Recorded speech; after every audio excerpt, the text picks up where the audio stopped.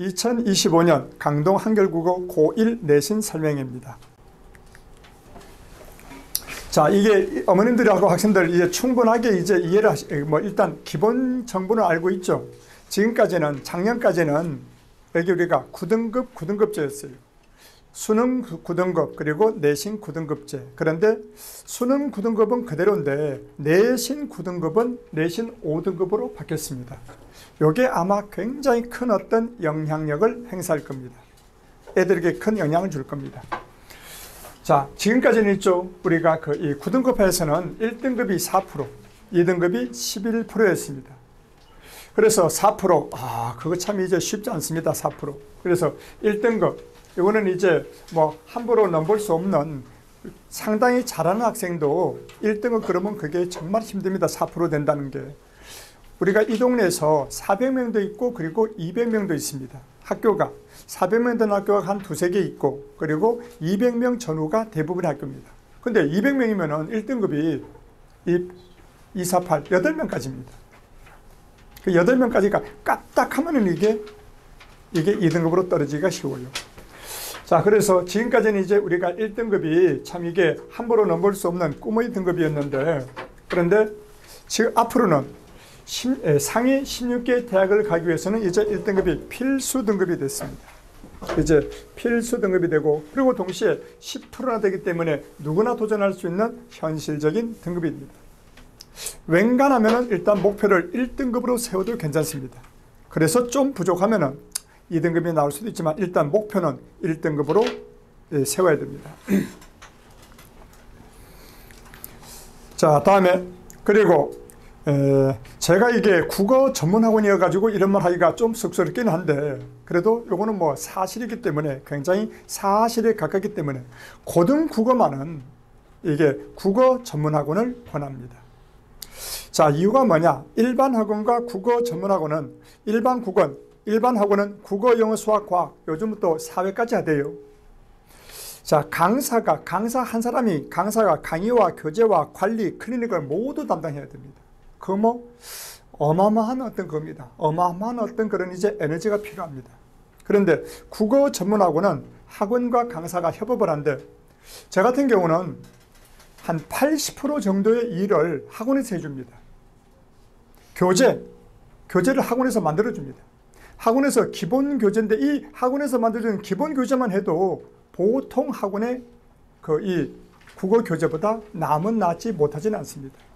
자료의 풍부함이라든가, 이제 그러면 그걸 바탕으로 해가지고 선생님은 이제 자기가 해야 되는데 뭘 좀 더 해줄까 하고 자기가 고민해가지고 그것만 조금만 더 하면 되는데 그 충분한 시간이 됩니다. 자, 그래서 학원에서는 강의는 못 해줍니다. 학원에서 선생님들 강의는 못 해주지만 교재라든가 관리라든가 클리닉 이런 거는 학원에서 거의 한 80% 정도를 해줍니다. 선생님들은 그냥 한 20% 정도 자기 거기다가 에너지를 쏟으면 이제 되는 그런 겁니다. 국어 전문학원은 학원과 강사가 이제 협업해가지고 강사는 강의에 더 집중할 수가 있습니다. 특히 교과서가 개정된 첫 해 올해입니다. 교과서가 개정된 첫 해는 더욱더 국어 전문학원을 이게 추천합니다. 시중에 자료가 적어요. 어머님들은 좀 애매한데요. 옛날에 국정교과서일 때는 자료가 넘쳐 흘렀어요. 왜? 출판사마다 그 국정교과서 자습서 만들고 참고서 문제집 만들고 했으니까 수십 권, 수백 권도 구할 수 있었습니다. 근데 지금은 이게 검인정 교과서로서 출판사마다 내는데, 그러면 문제가 출판사에서 만드는 자습서, 출판사에서 만드는 이제 문제집, 요거밖에 없습니다. 기타 또 이러저러 가지고 많이 조금씩 내긴 합니다만은 공식적으로는 그 정도밖에 문제를 구할 수가 없습니다. 시중에 자료가 적습니다. 필요한 문제는 더욱 적습니다. 그런데 국어 전문 학원, 저희 학원이 올해 24년째인데 국어 전문 학원에 축적된 자료가 이제 많은 작품들은 거의 한 3분의 2는 같습니다. 3분의 1은 달라요. 이제 3분의 2는 우리가 충분하게 확보하고 있으니까 이걸 가지고 문제를 이제 알찬 문제집을 만들 수 있고, 그 다음에 3분의 1은 이제 새롭게 만들면 됩니다. 그래서 국어전문학원에 축적된 자료가 더욱더 중요해졌습니다. 다음에 오늘 여기 오신 분들한테 한글국어에서 국어 내신을 어떻게 하는 게 왜 유리한가, 제가 핵심이 두 가지입니다. 하나는 저는 교과서가 바뀌면은 문제집을 완전히 한 세트를 따로 만듭니다. 여기 견본 2개를 가져왔는데, 자, 여기 미래인 교과서하고 동학 교과서, 요거 우리 카운터 앞에 가면은 다 있습니다. 여기 1차라고 되어 있을 겁니다. 1차라고 되어 있는 요 교과서는, 요 문제집은 여기 교과서 전체 문제집입니다.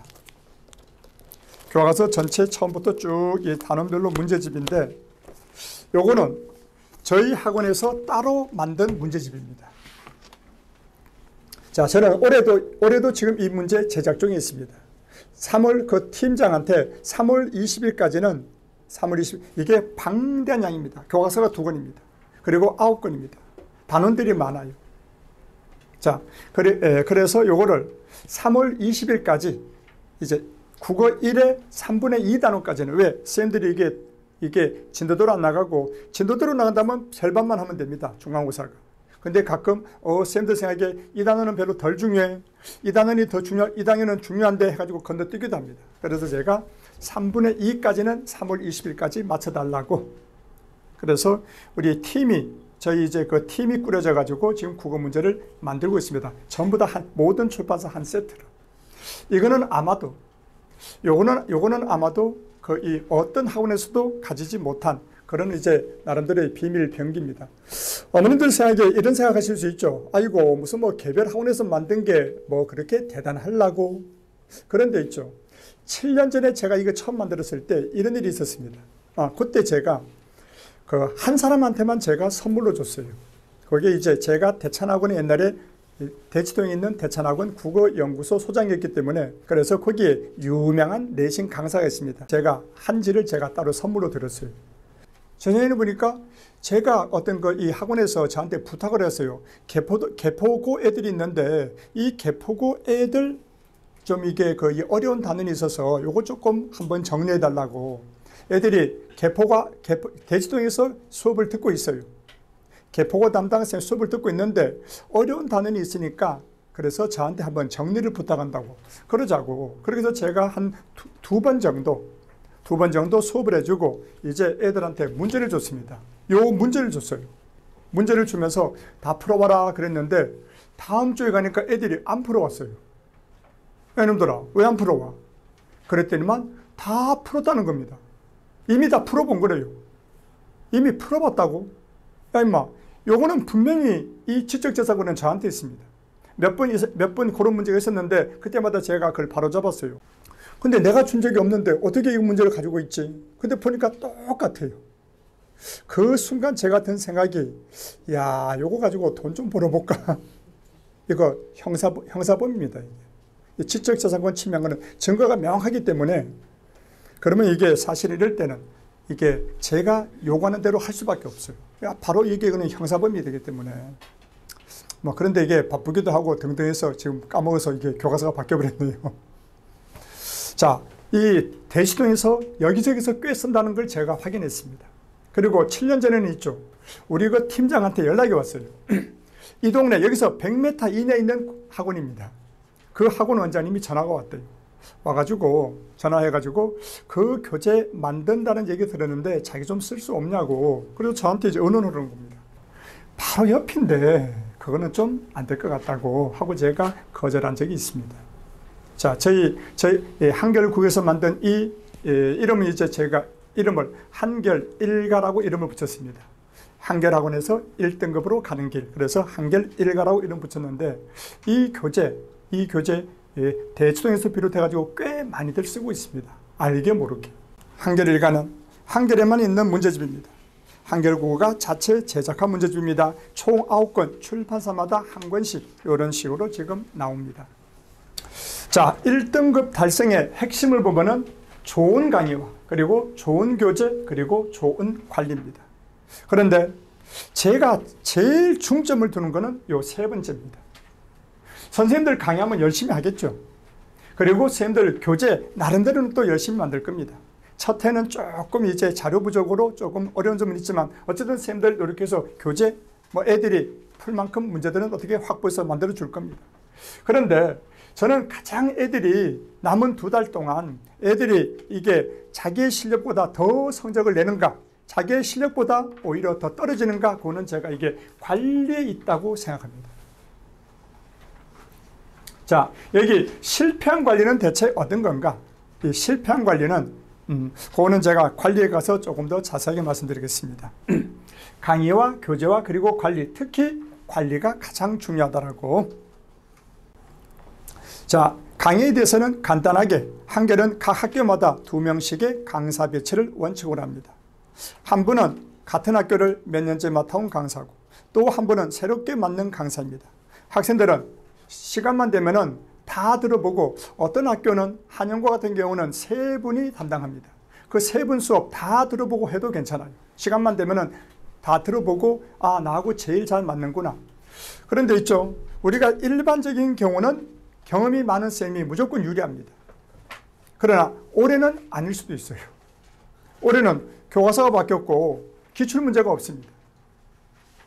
그래서 올해 같은 경우는 새로운 선생님이 패기라든가 열정이라든가 애들에 대한 어떤 애정이 많으신 분이 더 유리할 수도 있습니다. 그래서 저는 저희 학생들한테 가급적이면 시간만 되면은 담당 선생님들 수업을 다 들어보고 나한테 맞는 그런 선생님을 찾으라고 권하고 있습니다. 그리고 어느 학교는 처음 맞지만 경력 자체는 전부 다 5년에서 15년 사이의 베테랑 선생님들입니다. 자, 교재는 국어 전문학원이기 때문에 학원에서 만들어주는 교재, 이 교재에다가 선생님들이 개별 강사 교재가 그게 덧붙여집니다. 그 다음에 그리고 한결 학원이 가지고 있는 한결 일각, 요거 한 번 더 이제 강조하면은, 한결은 교과서가 개정되면 저는 항상 문제집을 제작합니다. 교과서 벌써 이렇게 한 4-5번쯤 될 것 같습니다. 올해도 팀을 구성해서 이미 문제집을 제작하고 있고, 요거는 한결에만 있는 문제집입니다. 학생들이 1등으로 가는 길에 이제 문제가 부족한 올해 같은 경우는 굉장히 중요한 도구, 친구가 될 것입니다. 자, 오늘 제가 아까 강의, 교재, 관리 중에서 1등급으로 가는 길에 가장 중요한 게 이 관리라 그랬습니다. 자, 관리 중에서도 밑줄 못 치겠네요. 밑줄 치기 하고 싶은데 매주 진도 후에 우리가 교재에 대해서 한 번 더 간단하게 설명할게요. 우리 교재가 요게 지금 오시다 보면 좀 어지럽죠. 어제 교재가 왔대요. 요게 이제 2주간 쓰는 교재입니다. 2주 플러스 3주입니다. 2주가 뭐냐면 우리가 셋째 주부터 3월 셋째 주부터 교재에 이제 본격적인 내신 들어가는데 2주는 요 교재를 합니다. 요 교재 아직 학교에서 진도도 안 나갔어요. 그런데 여기는 이제 공통적으로 문학 개념과 문법의 중요 개념 이런 게 요 앞에 있습니다. 그래서 요걸로 2주를 강의하고, 그래서 문학 개념, 문법 개념, 그리고 필요하면 학교 기출문제 한번 이제 쌤이 해설해주고, 그리고 쌤하고 어떤 쌤들하고 어떤 학생들하고 관계를 형성한 다음에 이제 3주째부터 이제 본격적인 내신으로 들어가는데, 그 본격적인 내신 들어가면 있죠. 이 교재가 이렇게 됩니다. 요게 학원에서 내주는 교재입니다. 요게 각각 한 75페이지 합치면은 100페이지쯤 됩니다. 150페이지가 됩니다. 자, 요거 처음 교재는 뭐냐면은 요거는 이제 내신 수업 교재입니다. 요 내신 수업 교재는 학원의 자료와 그리고 이 자습서까지도 이렇게 가지고 강의할 수 있게 이렇게 애들이 강의할 수 있게 이렇게 돼가지고 자습서 같은 거를 하고, 특히 출판사에서 교사들한테 주는 자습서가 있습니다. 그게 학생용 자습서가 좀 달라요. 그 교사용 자습서를 바탕으로 해가지고 이렇게 강의 교재를 만들고, 그리고 여기 기본 문제는 여기도 들어있습니다. 그 다음에는 이제 본격적인 문제로, 요거는 완전히 문제집입니다. 요 단원에 대한, 2단원에 대한, 소단원 2개, 시하나 소설안에 대한 어떤 문제집을 이제 작년에 나갔던 것을 예시로 삼아봤습니다. 자, 여기 전부 다 100% 문제입니다. 그리고 여기 해설까지 있습니다. 그래서 애들이 해설 보고 채점까지 해서 학원에 제출해야 됩니다. 채점까지 해서. 자, 요렇게 이제 문제가 요렇게 이제 매주 이렇게 두 개씩 해서 이렇게 하나는 수업 교재, 하나는 문제집. 요렇게 해서 이제 교재가 나가게 되고, 여기에 덧붙여 가지고 이제 저희 학원에서 새로 만든 교재까지 여기에 덧붙여 나가게 되고, 여기에다가 각종 선생님들마다, 개별 선생님들마다 자기 나름의 또 어떤 거를 애들에게 여기 덧붙여 줄지 모르겠습니다. 여기 이제 이 관리로 다시 돌아오겠습니다. 매주 진도 강의 후에 관련된 문제를 과제로 내줍니다. 매주마다 선생님이 진도 강의 후에 관련된 문제를 과제로 내줍니다. 자, 그리고 매주 푼 내신 과제를 학원에 제출하게 한다. 이게 오늘 제가 여러분들을 모신 이유입니다. 학생들을 모시고 어머니들을 모신 이유입니다. 이게 가장 중요합니다. 1등급으로 가는 비결이 아니고 비결 중의 비결이라고 그랬어요. 자, 매주 강의 관련된 문제를 과제로 내줍니다. 매주 푼 내신 과제를 학원에 제출하게 한다. 제가 이게 막 그냥 어머님들한테 사실을 보면 큰 소리 쳐놨어요. 오시라고. 1등급의 그 말 비결을 제가 알려드리겠다고. 절대로 실망시키지 않겠다고. 그게 핵심이 뭔데? 요겁니다. 과제물 내줍니다. 애들 문제 풀어옵니다. 그리고는 뭐고 매주 푼 내신 과제를 학원에 제출하게 합니다. 어머님 들어오실 때 그 이름들 쓰셨죠? 그게 저희 학원 출석부입니다. 일부러 어머님들 무슨 뭐 방문록 쓰지 않고 방면록 쓰지 않고 우리 학생들이 매주 적는 오면서 매일 쓰죠. 그거 그대로 보여놨어요. 거기서 적으시라고. 자, 학생들이 그러면 애들이 이름을 씁니다. 그 다음에는 뭐냐면 그 가운데 날이 뭐냐면 숙제날입니다. 숙제 해왔으면 숙제의 종류가 많아요. 해왔으면 동그라미, 안 해왔으면 짝표 다 하게 합니다. 선생님들이 그걸 최종적으로 선생님들이 확인해가지고 학원 카운트에 제출합니다. 그 학원에 카운트에 제출하면은 이제 주로 수업이 대부분이 토일이니까 일요일 저녁부터 월요일 날 그걸 전부 다 검토해가지고 학생들의 어떤 거 숙제 해오고 안 해오고를 하고 그 다음에 그거를 저한테 보내줍니다. 그러면 제가 그걸 가지고 이제 관리를 하는 겁니다. 많은 경우 해왔고 안 온 애들 정말 제가 집요하게 제가 이제 쫓을 겁니다. 이제. 자, 학원에 왜 제출하지? 선생님들한테 이게 맡기면 안 됩니다. 선생님들마다 성격이 좀 달라가지고 여린 선생님도 있고 숙제를 안 해왔어요. 선생님 이제 다음 주부터 잘해올게요. 그 말 98% 안 지켜집니다. 다음 주부터 잘해올게요. 그거 안 지켜집니다. 그래서 선생님들은 근데 그거를 그래 알았다 하고 그냥 봐주는 경우가 많아요. 그래서 제가 꼭 제출을 하게 합니다. 무슨 이유 때문에 가져가서 계속 공부하겠다. 학원에 제출해서 체크한 다음에 가져가라 그럽니다. 자, 근데 일요일날 다 해온 애들이 한 3분 2가 되는데 아는 애들이 있어요. 그러면 선생님들이 거기다가 언제까지 해오겠다고 쳐놓습니다. 목요일 안 됩니다. 늦어도 화요일까지. 왜 늦어도 화요일까지지? 아니, 화요일까지 해야 수요일부터 다음 또 나간 숙제를 하지. 이건 목요일 하면 또 한 주 밀리지. 한 주만 좀 몰아치게 해가지고 제대로 하고, 그러면 화요일까지 이번 주 못한 거 하고, 그러면 이제 수요일부터 이제 토요일이나 일요일날 올 수 없고 또 준비하고, 그러면 이제 조금 한 주 깨었던 게 보충이 됩니다. 자, 그래서 애들 제출하게 하고 학원에서 그거를 전부 다 자료를 만들고, 그리고 학생들을 하나하나 이제 제출 안에 안 한 학생, 그래서 거기 약속 월요일이나 화요일까지 딱 해오게 해가지고 그때 안 오면은 정말 치사하게 엄마한테 전화합니다. 누가 이게 숙제 안 해왔는데 이거 좀 해야 되는데요. 뭐 엄마가 요즘 애들이 무서워하는 경우는 드물어요. 근데 귀찮아 하더라고. 엄마한테 잔소리 듣는 게 귀찮아가지고 엄마한테 꽤 그래 효과가 있어요. 엄마한테 전화하면 애들이 또 숙제 해와요. 이렇게 해가지고 어떻게 하든지 간에 애들이 근데 그 주에 과제를 해오게 합니다. 자, 그래서 철저하게 체크해가지고 이번 주 과제를 이번 주 그것도 빠르게 끝내게 합니다. 이제 한번 가정을 한번 해봅시다. 자, A라는 학생이 있습니다. 이 A라는 학생이 자, 첫 주에 과제물을 해오고 둘 주에 과제물을 해오고 셋 주, 넷째 주면은 학교 진도가 거의 끝납니다. 이제 학원에서 진도 끝나요. 그러면 애가 이제 학교에서 공부했지, 학원에서 수업했죠, 문제 많이 풀었죠, 다 제출해서 냈죠. 그러면 이번 진도에 대해서 국어에 대해서 좀 자신감이 생겨요. 그 뒤에 한 2, 3주 남은 시간 동안에 좀 더 깊이 있게 들어갈 수도 있어요. 복습도 하고 깊게 들어갈 수 있어요. 근데 한 주 못했죠. 2주 이래저래 해가지고 변명해가지고 2주 못했죠. 3주 못했죠. 이제 시험 한 2, 3주 남았습니다.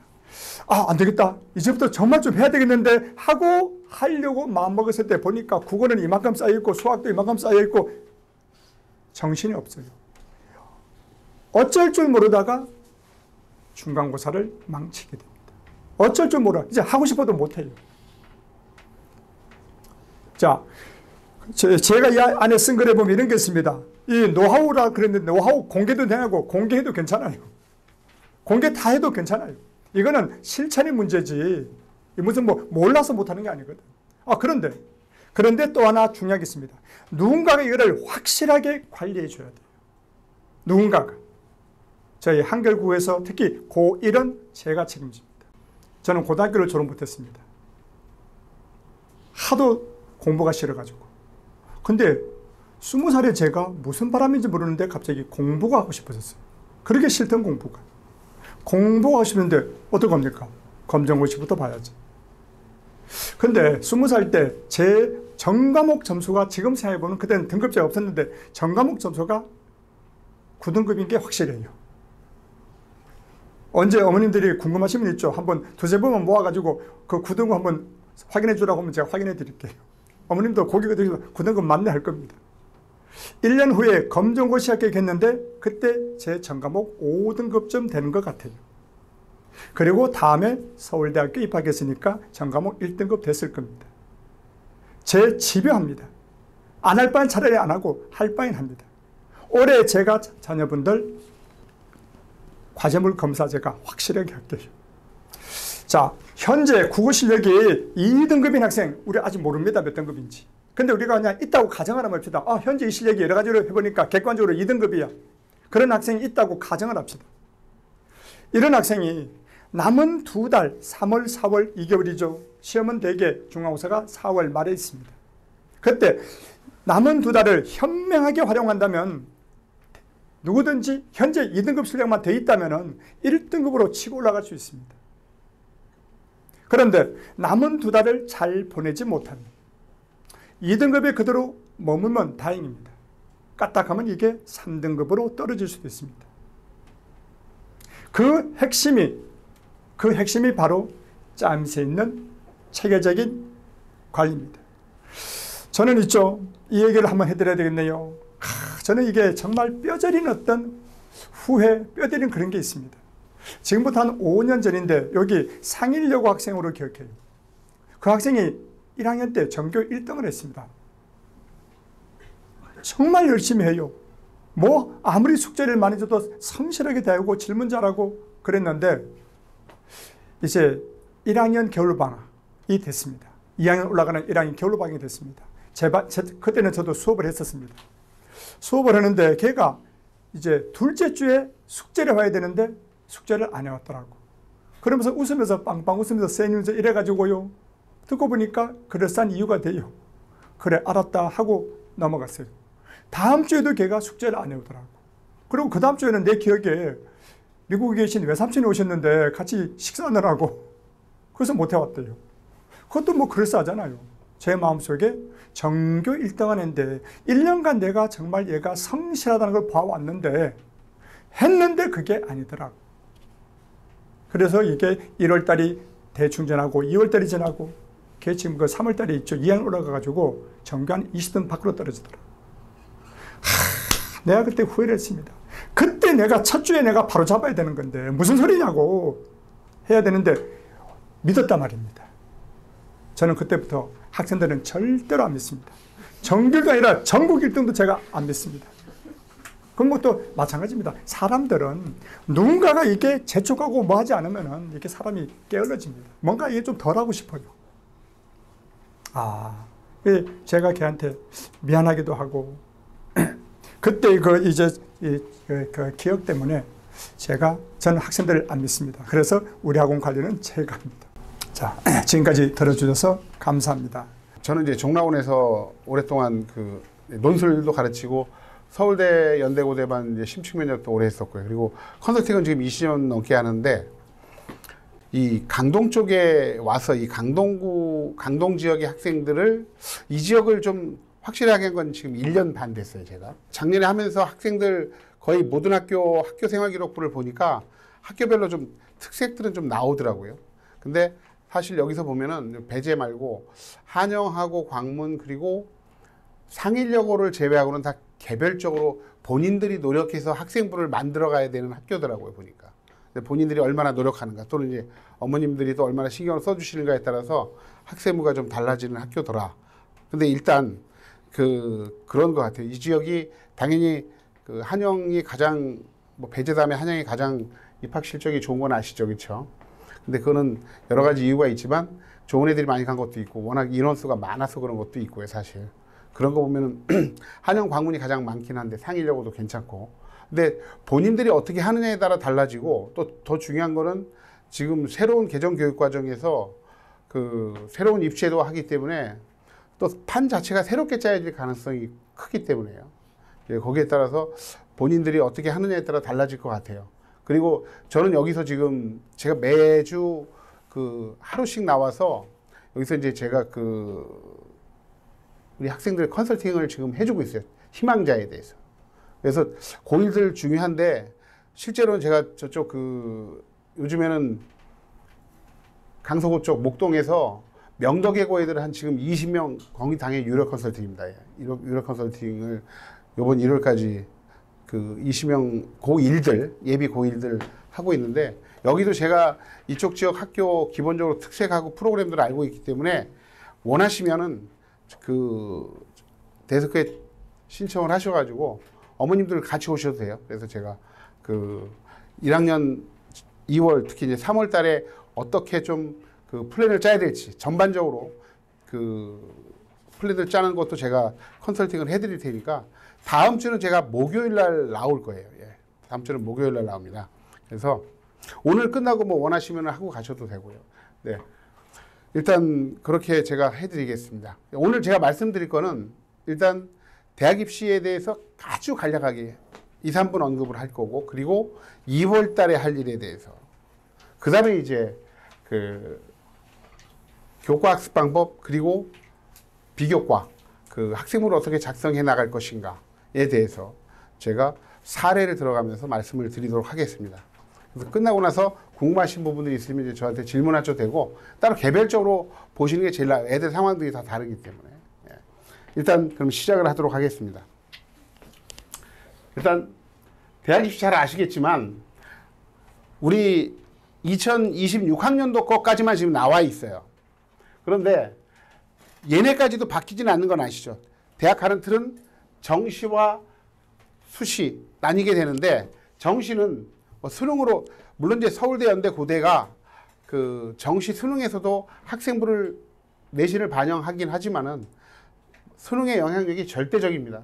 90% 이상이라서 정시 전형은 뭐 여전히 수능으로 뽑는 전형이다라고 생각하시면 될 것 같아요. 그리고 수시에서 뭐 논술 전형은 지금 생각하실 때가 아니고 이제 학생부 전형이 중요하죠. 학생부 교과 전형, 교과 성적으로 뽑는 전형인데 우리 아이들 때는 좀 비중이 줄어들 것 같고 그리고 종합 전형은 교과 내신 플러스 교과 활동들을 종합적으로 평가하는 전형이라고 볼 수 있는데 중요한 게 의대, 약대, 치대, 한의대, 수의대 요게 이제 의학계열이라고 하는데 의학계열 플러스 서울에 있는 상위권 15개 대학 서연고, 서성한, 중경외시, 이화여대, 건동, 홍숙 요게 서울의 상위권 15개 대학입니다.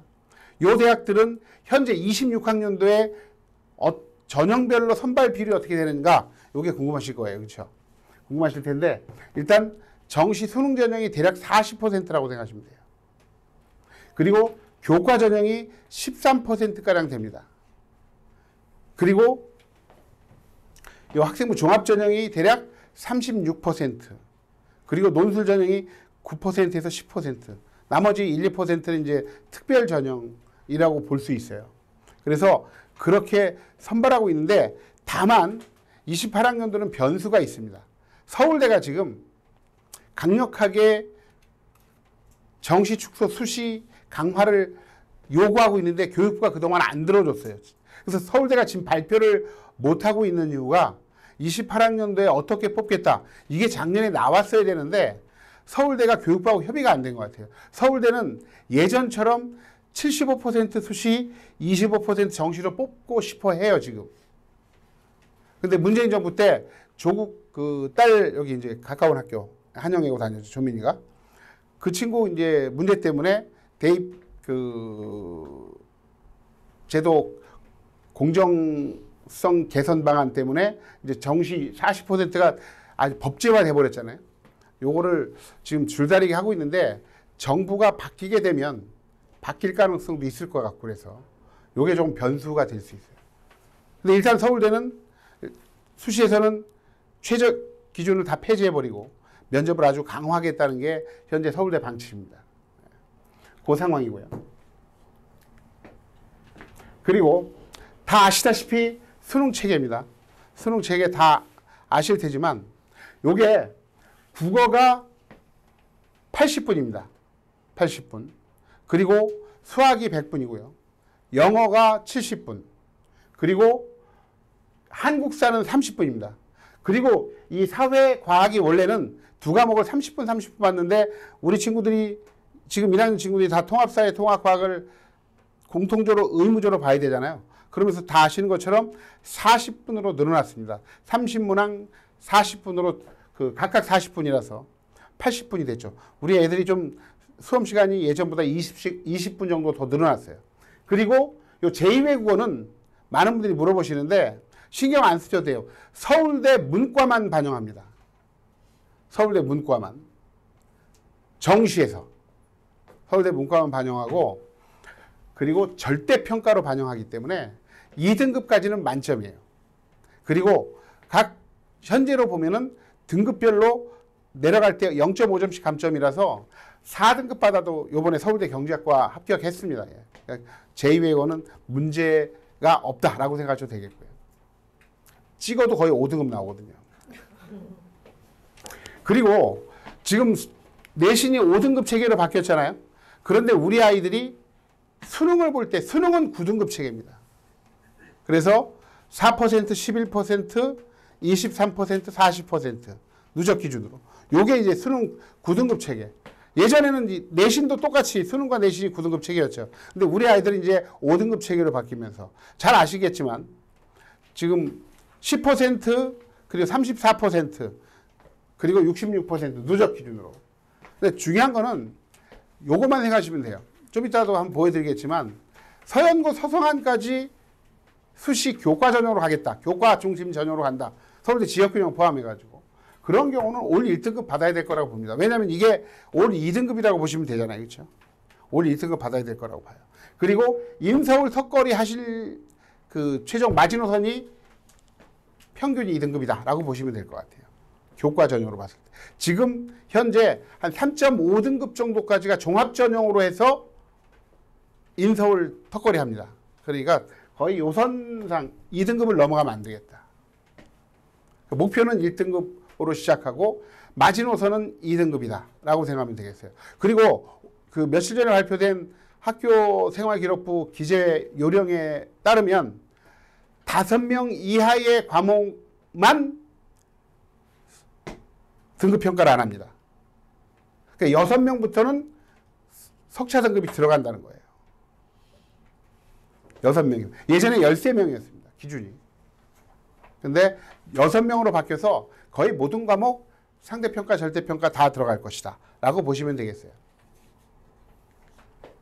자, 그럼 2월 달에 할 일은 뭐냐? 2월 달에 할 일은 진로를 결정해야 됩니다. 이게 정말로 중요한데 문과, 이과만 정해서는 안 돼요. 이과를 하더라도 공학계열이냐, 공학계열도 생명계열과 그리고 물리화학계열이 나눠져요. 이게 왜 중요하냐면 일단 3월 달에 해야 될 중 여기 나와 있지만 동아리를 들어야 되거든요. 동아리를 결정해야 되기 때문에 창의적 체험활동에서 중요한 사항인데 동아리를 결정해야 되기 때문에 진로가 결정이 돼야 됩니다. 진로가 결정이 돼야 돼요. 그래서 아직까지 우리 특히 남자애들 이렇게 제가 요즘에 컨설팅을 해보면 남자애들은 아직까지도 잘 모르겠어요 하는 친구들이 많은데 좀 스스로가 책도 좀 읽으면서 입학하기 전에 3월 4일 전에 좀 진로를 정하자. 이게 중요한 거고요. 두 번째는 저도 이제 학교 홈페이지 다 들어가서 이번 설명회 자료를 마련하느라고 다시 한번 더 봤고요. 그리고 학교 알림이라는 게 있어요. 학교 알림에 들어가서 또 학교 프로그램들이 다 나와 있습니다. 이걸 통해서 동아리 현황을 파악하고 계열별 교과목이 어떻게 편성되어 있는지. 근데 이게 거의 안 나와 있더라고요. 아직까지 우리 25학년도에 입학하는 애들은 거의 안 나와 있는데 제가 오늘 딱 찾았는데 그래도 여기에는 들어갔죠. 여기에 들어갔습니다. 그 강동고를 보니까 딱 나와 있더라고요. 2학년 때 어떻게 과목이 편성이 돼 있는지. 제가 이제 그걸 샘플로 해서 나름대로 그 요령을 말씀드릴 거고요. 그리고 중요한 거는 지금 해야 될 일 이겁니다. 국어하고 영어는요. 일단 출판사가 다르면 내용이 다른 거 아시죠? 출판사가 9개 종, 10개 종 이렇게 되는데 출판사별로 그 국어 같은 경우에 소설 또는 그 시, 작품이 달라지고 영어는 제시문이 달라지기 때문에 내용이 달라요. 그러니까 일단 국어하고 영어 교과서는 다행히 이번에 3월 4일 날 애들이 입학하잖아요. 그렇죠? 그때까지는 좀 최소한 국어는 1학기치를 한번 다 읽어보자. 지금 학원에서도 안 해준단 말이에요. 한번 읽어보는 게 중요해요. 그럼 책을 안 받았잖아요. 자습서를 사시라는 거죠. 그래서 제가 여기다가 그 원장님이 이제 거기에도 학원 자료도 있고 제가 여기다 넣었지만 그 출판사를 넣었습니다. 그 영어 저는 이제 국어학원이기 때문에 국어만 넣었지만 제가 드린 자료는 영어 그 교과서의 출판사도 넣었기 때문에 그래서 자습서를 사서 자습서로 공부하자 일단. 영어도 당연히 절반 정도까지는 최소한 읽고 해석하고 단어를 외우고 들어가면 당연히 좋겠죠. 그렇죠? 내신 잘 받는 아이들입니다. 이거는 단지 이번에만 할 게 아니라 여름방학에도 또 2학기 걸 또 해야 되고요. 겨울방학에는 2학년 1학기 거를 계속 해나가야 돼요. 그래서 미리 내신을 준비하고 하는 게 중요하다. 국어, 영어는. 출판사가 다르기 때문에. 이게 또 중요한 포인트입니다. 의외로 많이들 놓치는데 이거 하고 들어간 애들 확실히 차이가 납니다. 그래서 자 일단 동아리 탐색. 요거는 한영고등학교 거를 제가 캡처해가지고 하는 예시인데 물론 더 많아요. 더 많은데 그래서 중요한 게요. 그 여기서 보시면 이쪽 확실히 이과 동아리가 훨씬 많은데 일단 자기가 들어갈 동아리를 일단 정해야 돼요. 왜 정하느냐? 인기 동아리들은 면접을 봅니다. 면접을 보기 때문에 들어가려면 면접을 잘 봐야 되겠죠. 그러면 하나 제가 팁을 드린다면 학원 여기서도 마찬가지인데 혹시 여기 선생님들한테 여쭤볼 수도 있고 아니면 다른 영어나 수학 학원의 선생님들에게 여쭤보실 수도 있는데 예를 들어 한영고등학교에 그 지금 입학이 확정됐다. 그러면 한영고등학교에 이런 동아리에 들어간 선배를 혹시 컨택을 해달라고 얘기해 주시면 접촉을 해요. 먼저 이런 면접의 방식이라든가 이런 그리고 그 선배가 면접을 볼 수도 있어요. 선배들이 면접 봐요. 다 아시죠? 세상은 이렇게 살아가는 게 기본적으로 요령이라는 거 그렇죠? 이게 중요한 거죠. 그리고 학생부 종합전형에서 정말 서연고 가는 애들 보면은 선생님들과의 관계, 친구들과의 관계, 선후배 관계 무척 좋은 애들이에요. MBTI에서 2인 애들이 학종으로 많이들 잘 갑니다. 인간관계가 아주 중요하다는 거 아시잖아요. 그렇죠? 학종에서는 선생님과의 관계가 아주 결정적이거든요. 그런 부분 제가 다시 말씀드릴게요. 그리고 이제 이게 강동고등학교 건데 제가 오늘 발견해가지고 이게 2학년 때 공통 과목이 있어요. 필수적으로 듣는 과목 말고 선택하는 게 지금 15과목 중에서 택 5과목을 하는 건데 자 예를 들어서 이걸 보시면 여기서 내가 의대를 가려고 한다. 그럼 의대를 가려고 하면 어떤 걸 선택해야 되느냐? 일단 물, 화, 생을 다 선택하는 게 좋아요. 최소한 화생은 필수입니다. 화생. 화학생명 필수고요. 그리고 여기서 인공지능 수학 그리고 일단 요즘에는 인성들을 많이 보고 윤리 부분들을 그렇기 때문에 여기서 보면은 현대사회와 윤리를 하나 듣는 것도 괜찮을 것 같아요. 그리고 이제 이쪽에서 정보를 들을 수 있고 조금 이제 융통성을 발휘할 수 있는데 물화생을 듣는 게 가장 좋아요. 그리고 2학기 때 지금 학기제로 가기 때문에 2학기 때 보면 역학과 에너지가 물리2 과목에서 나온 거고요. 물질과 에너지가 화투입니다. 그리고 세포와 물질에다가 생명2예요. 이런 경우는 화생2만 들으면 되기 때문에 역학과 에너지, 물질과 에너지를 꼭 들어야 되고 그리고 인공지능 기초를 듣는 게 좋을 것 같고요. 그리고 기하를 들으면 좋습니다. 기하. 그리고 하나는 이제 그 상황에 따라서 선택을 할 수 있겠죠. 그래서 전자공학을 간다. 전자공학을 가더라도 전자공학 하게 되면 물화는 필수고 인공지능 수학 들어야 되고 정보 꼭 들어야 돼요. 그리고 여기서도 기하 꼭 들어야 되고 물리화학 꼭 들어야 돼요. 그리고 인공지능 기초 들어야죠. 여기서 인공지능 수학 들어도 괜찮다 이거죠. 경영학과를 간다. 그럼 경영학과 가면 달라지게 되는 거예요. 경영학과 가게 되면 사회와 문화하고 제가 보기에는 그 여기서 현대사회 윤리 일단 두 개를 들으면서 미디어 영어 그리고 언어생활 탐구 제가 생각에 정보나 뭐 중국 문화 정도 들으면 될 거예요. 여기서 6개죠. 하나 뺄 수 있겠는데. 그리고 경영학과다. 뭐 기하 이런 거 들을 필요 없고 제가 보기에는 그 세계 문화와 영어 그리고 법과 사회 경제를 필수입니다. 경제 꼭 들어야 되는 거예요. 그리고 여기서 뭐 그 중국어 그러니까 인공지능 기초는 문이과 공통적으로 필수라서 요즘에는 하나 들어두는 것도 괜찮아요. 문과래도. 왜 그러냐? 융합적인 애들 좋아하기 때문에. 요렇게 이제 과목을 선택하는 거죠. 나중에 힘드시면 6월이나 5월이나 6월 달에 학교에서 내년 과목 선택하라고 그럴 거거든요. 그때 제가 여기 그 학원에 오는 날 오세요. 제가 아니면 정말 간단하기 때문에 전화로 저한테 물어보셔도 제가 그 조언을 해드릴 수 있습니다. 왜냐하면 과목을 선택하는 게 중요하거든요. 어떤 과목을 선택하느냐. 자, 그러면 교과학습 대비 방안. 이 부분들은 간략하게 제가 말씀드릴 텐데 일단 중학교와 고등학교의 가장 큰 차이가 뭘까요? 상대평가를 한다는 거죠. 상대평가를 하기 때문에 문제의 난이도가 올라갑니다. 절대평가는 전교생이 100점을 받아도 관계가 없어요. 근데 상대평가는 100점 받으면 안 되거든요. 난이도 변별력을 주기 때문에 어려운 문제가 출제가 돼요. 그래서 그 어려운 문제가 출제가 되기 때문에 벼락치기를 하면 안 됩니다. 최소한 한 달 전부터 내신은 시작하자. 4월부터 내신은 시작해야 된다고 보시면 되겠어요. 3월 말이냐 4월.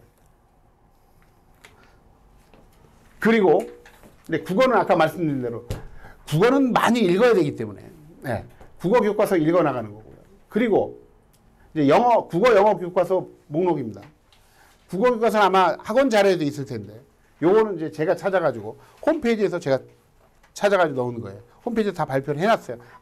없는 데는 못 찾은답니다. 일단 학교에서 발표를 안 했더라고요. 물론 이제 예비 소집에서 가르쳐 줄 수는 있겠죠. 그러니까 일단 그 국어하고 영어는 어차피 사야 되기 때문에 자습서로 사는 게 좋겠다. 교과서는 나중에 받기 때문에. 자, 그리고 수학은 그냥 가장 핵심적인 과목이 국어 수학인 건 아시죠? 수능에서도. 수학은 이과는 수학 못하면 수학 내신 안 좋으면 상위권 대학 못 가는 건 당연한 거고요. 문과도 경제경영학과 가려면은 경제경영학과 제일 높은 과죠. 수학 내신 좋아야 됩니다.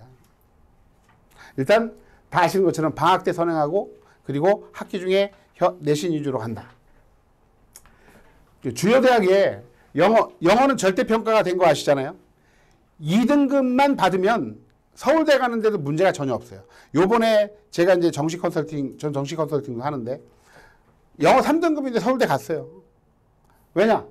감점이 거의 없어요. 3등급에도 2점밖에 감점이 안 되기 때문에 이 감점은 수학 2점짜리보다도 약해요. 수학 2점짜리보다. 그러니까 당연히 갈 수 있죠. 수능에서는 절대평가이기 때문에 우리 아이들도 수능에서는 영어의 비중은 높지 않다. 그렇게 보시면 되겠습니다. 그래서 2등급, 근데 3등급이 되면은 많이 떨어집니다. 2등급, 3등급의 차이는 매우 크죠. 많은 학교들이.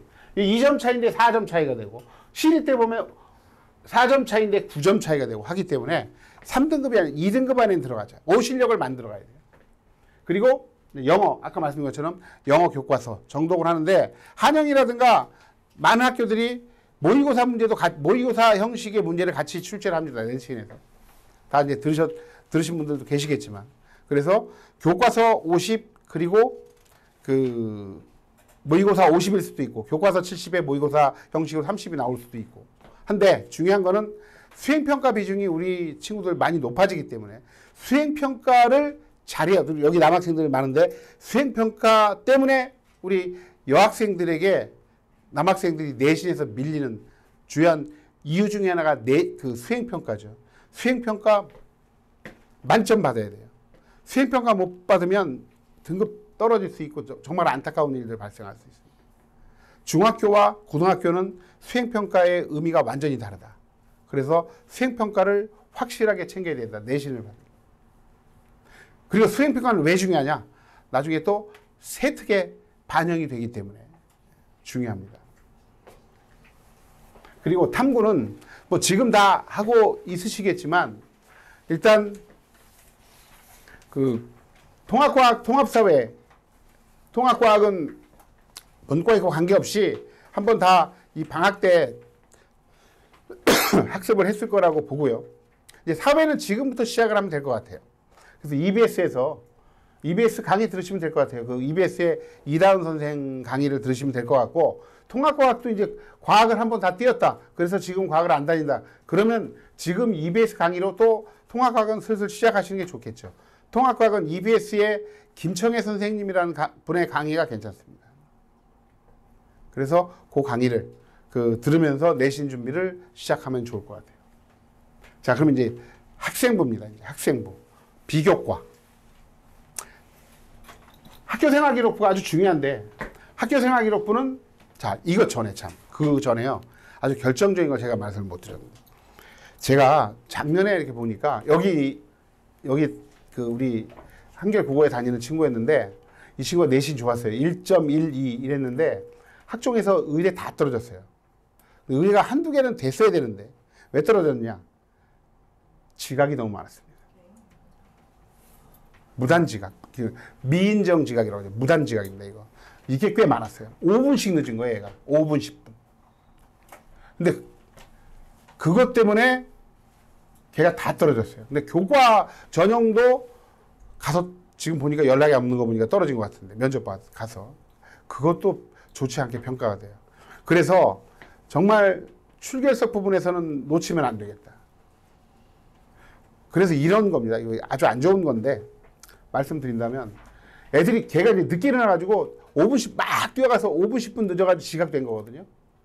어머님들 이제 일하신 분들 계시면은 애 끼워놓고 나갔는데 애가 늦게 가면은 그렇게 되는 거잖아요. 중요한 건 별로 교육적으로는 안 좋지만, 우리 여기 학생들도 있으니까 들어야 돼. 자, 8시 50분까지 가야 되는데 8시 40분에 일어났다. 이건 때려 죽어도 이제 가서 늦는 거야, 이거는. 그치, 빨리 가서 집 앞이어도 한 5분, 10분 늦는다. 그럼 가서 미인정 지각이에요. 늦었다고 할 때 늦은 게 아니고 늦을수록 침착해져야 된다. 세상은 그래. 그래서 딱 일어났을 때 또 늦었다. 엄마한테 빨리 전화했어. 엄마 늦었네. 그럼 어머니들께서는 담임한테 빨리 전화하셔야죠. 우리 애가 감기 몸살이 좀 심해가지고 병원에 좀 들렸다 가야 되겠습니다. 그래서 그 질병지각은 감점이 없어요. 질병지각은 감점이 없어요. 일단 빨리 가는 게 좋은데 혹시 피치 못할 경우 꼭 신경 쓰셔야 돼요. 우리 아이들이 코로나 때 중학교 막 들어가서 다니면서 그 근태들이 안 좋아진 애들이 좀 있어요, 보면은. 네. 그래서 그런 부분들 유념하시면 되겠고. 일단 학생부는 그 맨 앞에 보시면은 창의적 체험 활동이 있죠. 창의적 체험 활동. 그래서 자율 활동, 그리고 동아리 활동, 진로 활동입니다. 그리고 이제 교과학습 발달사항, 내신 성적하고 세특 아시죠? 세분력 특기사항인데 교과목 선생님이 쓰십니다. 근데 이게 정말 중요해졌어요. 우리 아이들은. 지금 2학년보다 우리 1학년 애들은 2배 중요해진 거예요. 왜 그러냐면 작년까지는 1학년 때 국어를 듣잖아요. 공통국어를 들으면 1년에 500자를 씁니다. 근데 우리 아이들은 공통국어 1, 공통국어 2 학기제로 가요. 얘네들은 학점제가 되면서 학기제로 가서 공통국어 1 500자입니다. 2학기에 공통국어 2 500자예요. 그러니까 세특이 2배가 되는 거죠. 이 세분력 특기사항이 정말 중요하거든요. 교과 전형에서도 중요합니다. 지금 많은 대학들이 교과 성적 플러스 이 세특을 봐요. 그리고 종합전형에서 세특을 무조건 보게 되죠. 종합전형의 세특의 비중이 정말 높다. 그래서 이 세특 관리를 잘해야 되는데 세특의 글자 수가 2배가 됐기 때문에 아주 중요해진 거죠. 아까 잠깐 보시면 이것도요. 여기서 보시면 원래는 2학년 때도 화학 1이라고 해서 1년 가는 거거든요. 그런데 한 학기에 화학을 배우고 2학기에 물질과 에너지를 배우는 거예요. 그러니까 세특이 화학도 2배가 된 거예요, 지금. 학기제로 가면서. 그러니까 세특이 정말로 중요해진 거예요.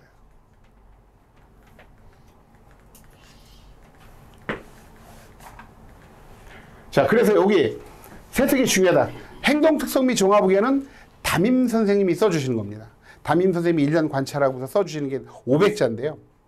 일단 여기서 행특이라든가 자율활동 담임 선생님이 써주신 걸 좀 잘 받으려면은 무엇을 하면 좋을까? 자, 학급 임원 하면 좋습니다. 그래서 반장,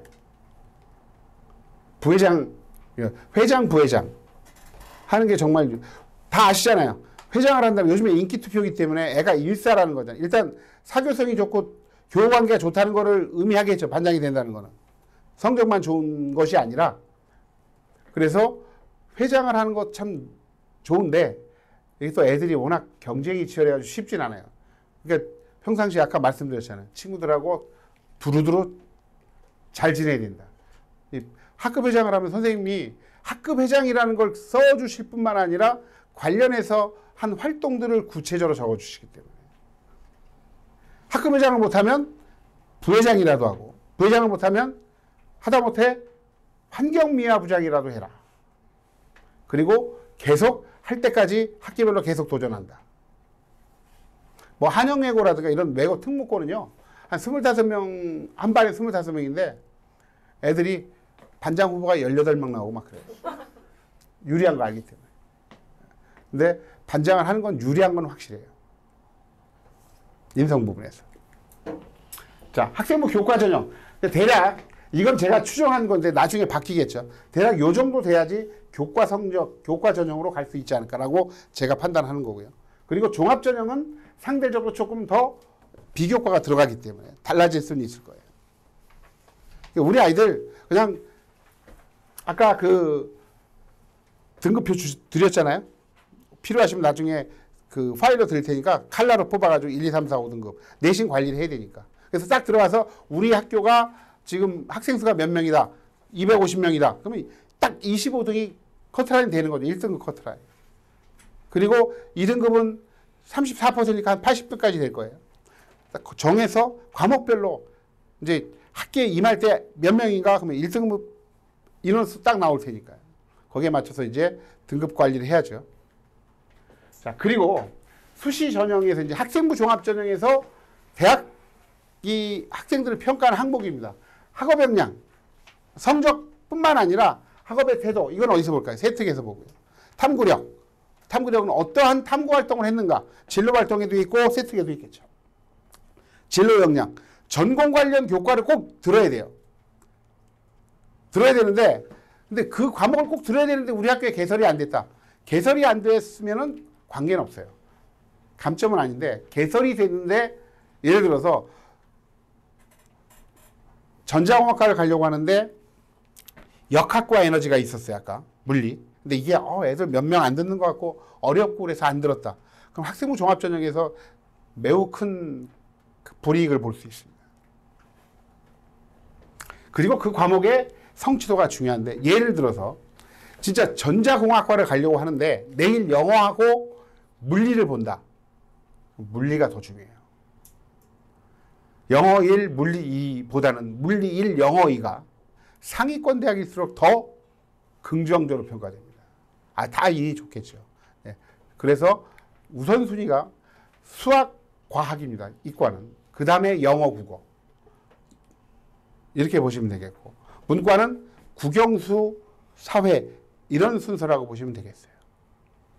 다만 경제경영학과 같은 경우는 경제 과목 성적이 또 중요하겠죠. 자, 학생부 종합 전형에서 입사관들은 어떤 애들을 좋아하느냐? 일단 지적 호기심을 바탕으로 탐구했느냐? 그러니까 서울대 간 애들이 어떤 애들이냐? 성적 다 좋겠죠. 거기서 전공 관련한 지적 호기심을 바탕으로 해서 탐구 내용이 있느냐 없느냐. 그리고 이게 이제 두 번 요건데요. 융합적인 인재를 선호한다. 이과 애들 같은 경우에 어떤 사회 문제라든가 인문학적 소양을 갖춘 애들, 사회 문제에 대한 관심을 보여줘야 돼요. 그리고 경제 경영 뭐는 사회과학 계열로 가는 친구들도 수학과 과학에 대한 관심, 그리고 아까 말씀드렸잖아요. 빅데이터라든가 인공지능에 대한 이해. 제가 컨설팅하면서 물어봐요, 애들한테. 확실히 문과 쪽 가려고 하는 애들은 챗GPT를 써본 애들도 별로 없더라고요. 그걸 보면서 써보면서 이제 활용을 하면서 그런 내용들이 들어가 줘야죠. 그리고 챗GPT는 학생부 종합전형 준비하는 데 있어서는 필수라고 보시면 되겠어요. 챗GPT가 아니라 AI, 거기서 탐구할 때 너무나 많은 정보를 얻을 수 있지 않겠습니까? 그걸 가지고 그대로 쓰면 안 되겠지만 참고 자료들을 뽑아내야 되겠습니다. 일단 창의적 시험 활동은 진로와 연관지어서 계획을 수립해야 되고 중요한 게 이겁니다. 자, 예를 들어서 제가 이제 안 그래도 며칠 전에 명덕예고 애한테 얘기를 했는데 서울대 경제 경영이 목표예요. 그런 친구는 트럼프의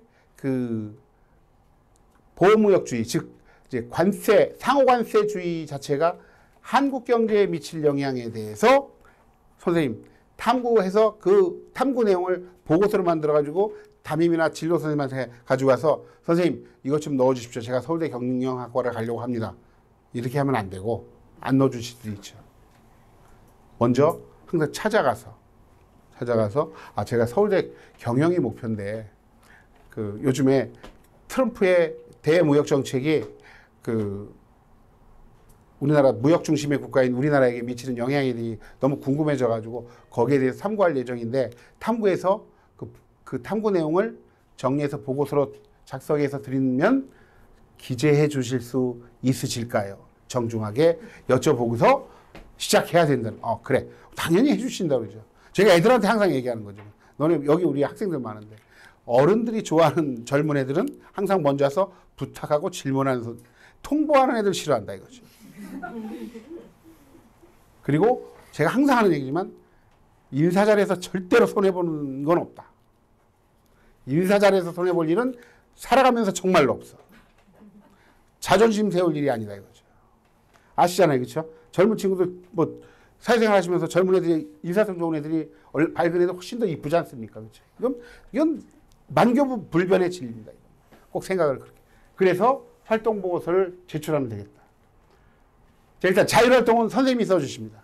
담임 선생님. 그래서 다양한 요거는 확실히 학급회장을 하면 이제 적힐 내용들이 많긴 해요. 보시면 일단 자율적인 탐구 내용, 즉 전공 관련 탐구도 들어갈 수 있어요. 여기에. 이 친구가 이제 약대 간 친구인데 심화 프로그램에 참여해서 이런 내용들을 수행하고서 말하자면 약대 간 친구입니다. 이화여대 약대 간 친구예요. 그리고 이 친구는 서울대 의류학과 간 일반고 학생이에요. 저기 지방의 여수의 학생이, 순천의 학생인데 학급 특색활동 주제로 내러티브 근데 이런 활동들을 한 다음에 이걸 이제 선생님한테 제출해서 선생님이 기재를 해주신 거죠. 말하자면. 자율활동에서도 전공 적합성을 드러낼 수 있다. 자, 그리고 동아리 정말 중요하다고 그랬죠. 동아리. 전공 관련 동아리에 들어가는 게 가장 당연히 최우선입니다. 이제 배드민턴반 들어가는 순간에 이제 어려워지는 거예요. 사실 여기서. 그러니까 그 동아리에 대한 정보들을 지금부터 좀 수집해서 준비를 해야 돼요. 인기 동아리들이기 때문에. 방송부 너무나 들어가기 힘들어요. 뭐 과학탐구반 들어가기 힘들죠. 그래서 일단 동아리에 들어가서 이제 활동을 하는데 1학년 때는 본인들이 주도적으로 하기는 힘들 거예요. 이제 그 프로그램대로 가는 게 맞고 2학년 때부터는 좀 더. 이 친구는 약대간 친구입니다. 약대간 친구인데 자, 이런 아스피린 합성 실험. 이게 뭐 그렇게 생각보다 어렵지 않습니다. 그래서 꼭 자기소개서처럼 어떤 활동을 했다만이 아니라 그 과정에서 무엇을 배우고 느껴서 성장한 모습이 나타나야 된다. 학생부에. 자기소개서가 없기 때문에. 요걸 생각하셔야 되고요. 자, 그리고 이 친구는 제가 이제 3년 봐준 친구인데 서울대, 연대, 고대 통계학과를 모두 합격한 친구인데 일반고예요. 1학년 때부터 수학 동아리 들어서 통계 관련 탐구를 계속했습니다. 2학년 때도 역시 통계 관련 활동들을 했죠. 그렇죠? 그리고 이 친구는 이제 서울대 사회복지학관 문과 친구인데 서울대가 특히 융합적인 지식인이 서울대 리더상입니다. 여기서 보시면 과학적 발명품을 사회학적으로 해석하고 그래서 문이과 통합적인 사고력을 보여줬다. 이런 것들이 적히면 선생님들이 이런 걸 적어줬기 때문에 아주 이제 긍정적으로 평가가 되는 거예요. 동아리 활동입니다.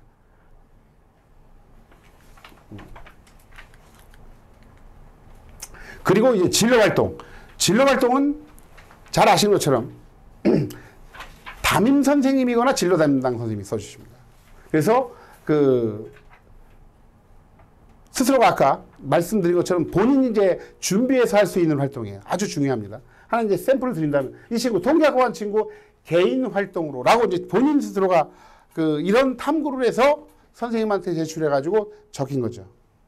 제가 이제 이번에 3학년 되는 친구인데 제가 봐주는 친구 같은 경우에는 그 비타민이라든가 영양제가 장내 미생물에 끼치는 영향에 대해 궁금해져가지고 그 관찰하는 실험을 기획해서 자기가 주도해 친구하고 같이 어렵지 않아요. 생각보다. 대장균을 인터넷에서 사서 그 영양제를 넣은 비커와 물만 넣은 비커에 영양제를 넣었을 때, 그 대장균을 넣었을 때 변화를 한 일주일간 관찰해 보고서.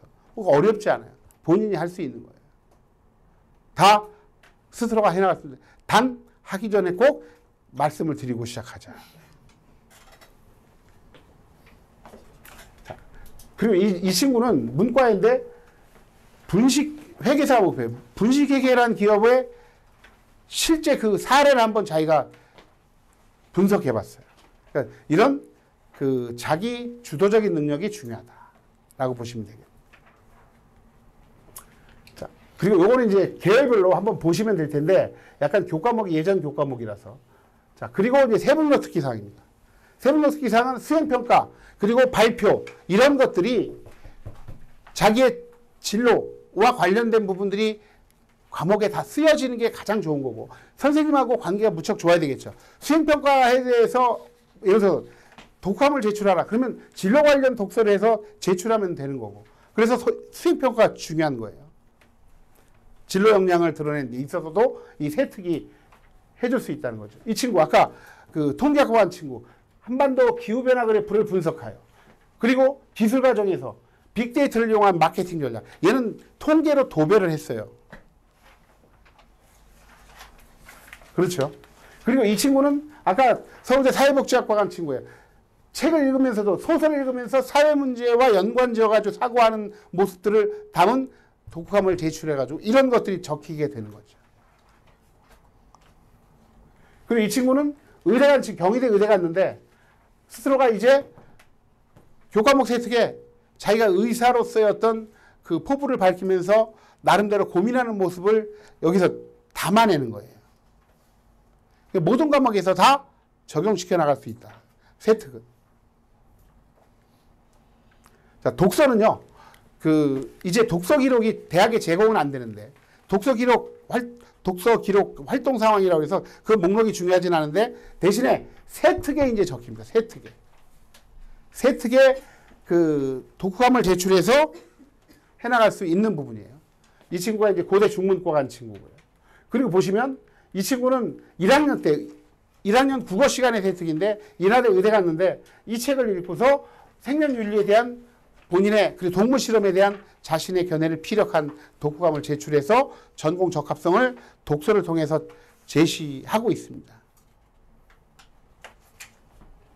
자, 그럼 원하는 혜택을 만들려면 어떻게 되느냐? 선생님하고 친해야 되겠죠. 선생님 찾아가서 항상 질문하고 그리고 찾아갈 때 용모 단정히 교복 제대로 배영하고 그리고 명찰을 항상 달고 와야 되겠죠. 그래서 선생님한테 찾아가서 질문하고 책 선생님 제가 의대 가려고 하는 약대 가려고 하는데 화학 관련 책을 권해주시면 책 그 권해주시면 받아 적고서 입 닦으면 안 되겠죠. 읽고서 다시 독후감 제출하러 가서 선생님 독후감입니다. 그래서 역시 명찰 배영하고 가서 그랬을 때 1학년 3반 김정년 딱 하면 이 학생은 매우 지적 호기심이 강하고 자기 주도적인 학습 능력이 뛰어난 학생이다.